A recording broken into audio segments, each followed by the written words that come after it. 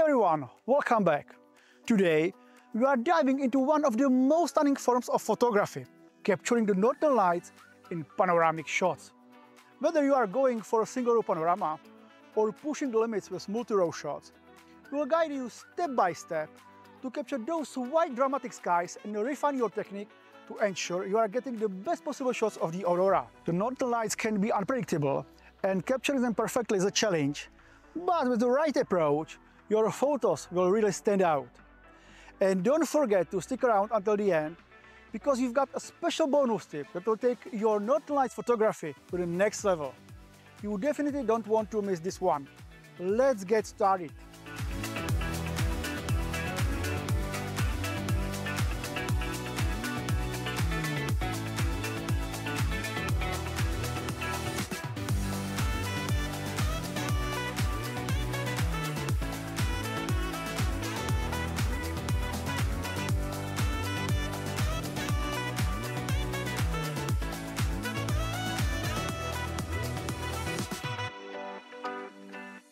In the first part, we focus on capturing the northern lights as single shots.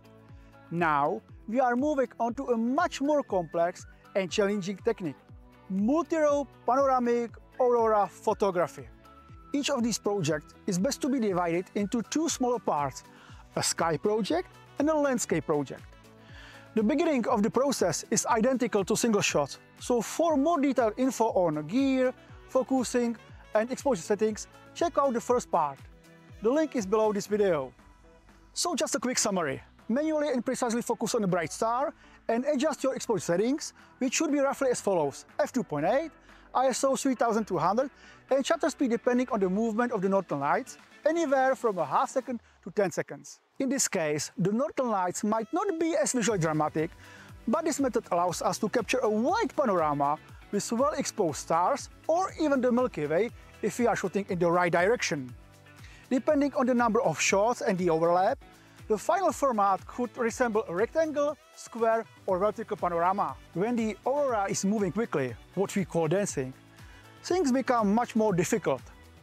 The fast movement means there is a risk that the neighboring frames will not match up because each shot could capture a different shape of the aurora. In this case, the only option is to keep shooting back and forth, left to right, right to left, capturing as many source frames as possible and hoping that at least one set of images will be suitable. Once we have captured enough sky data, it's time to move on to the landscape project. Tilt the camera down towards the landscape so that about 80% of the frame is dedicated to the land and 20% to the sky. In the overlap between the lower and upper rows, we'll later stick the sky and landscape project together. Now we face a tough task, focusing on the landscape in complete darkness. A strong headlamp can help here. Just aim it in front of you and focus. Focus peaking can help to some extent, but it will only be visible where there is enough contrast along edges. A key question: what exposure settings should we use? A reference shot comes in handy. So open up the aperture to, say, f2.8 and set the ISO to a higher value like 25,600. It will bring a decent amount of light to the sensor. It allows us to use a short exposure time, say around 6 seconds. The resulting image will be noisy and have shallow depth of field, but it doesn't matter right now.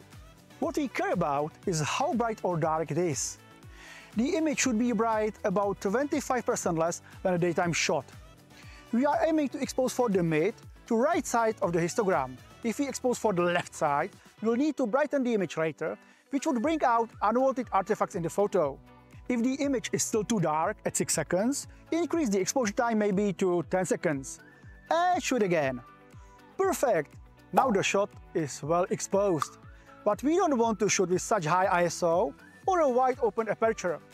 We are aiming for an aperture at least f5.6 and ISO 3200. If you are unsure how to recalculate the exposure settings, check out our video.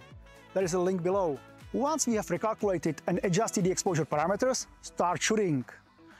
Because our exposure times are likely to be a few minutes long, switch to manual mode, set it to bulb mode, and use the appropriate time.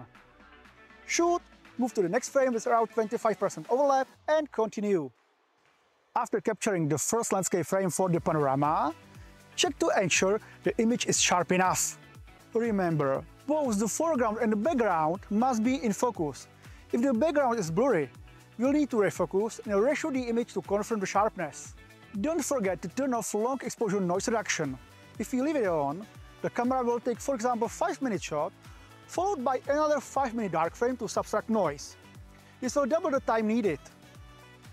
A wide panorama might consist of 5, 6, 7 frames for the lower row, which could mean a total exposure time of 30 minutes or more. With noise reduction on, this would double. Plus, dark frames are no longer necessary, thanks to Adobe Camera Raw's AI noise reduction, which works very well and preserves a reasonable amount of sharpness in the image. And now for the promised bonus tip. A popular composition with the Northern Lights is a stunning coastal landscape, especially with pools of water reflecting the aurora. But here's the important thing. Even relatively weak auroras will cover any reflective surface in the landscape.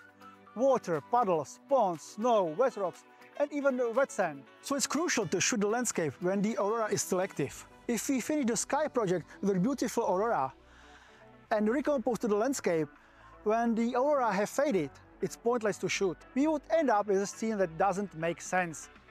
While we will not capture the movement of the aurora reflected in the water during long exposures, the reflective surfaces still need to have the greenish tint. What is the solution? We need to find the right moment to stop shooting the sky and start shooting the landscape while the aurora is selective. Often with the large panoramic projects, the aurora might fade halfway through the landscape shots. In this case, we can either end the shoot and accept that the luck wasn't on our side, or wait minutes, sometimes even hours, for the aurora to light up the sky again so we can complete the project. And that's all for today, guys. If you found this video helpful, don't forget to hit the like button and subscribe to the channel for more photography tips and tutorials. Let us know in the comments if you have ever had the chance to photograph the Northern Lights or if you are planning to. And if you have any specific questions or topics you would like us to cover in future videos, feel free to share them below. See you next time and happy shooting!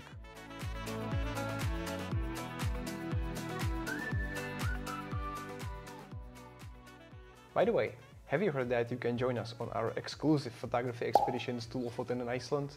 If you want to know more, check the link below.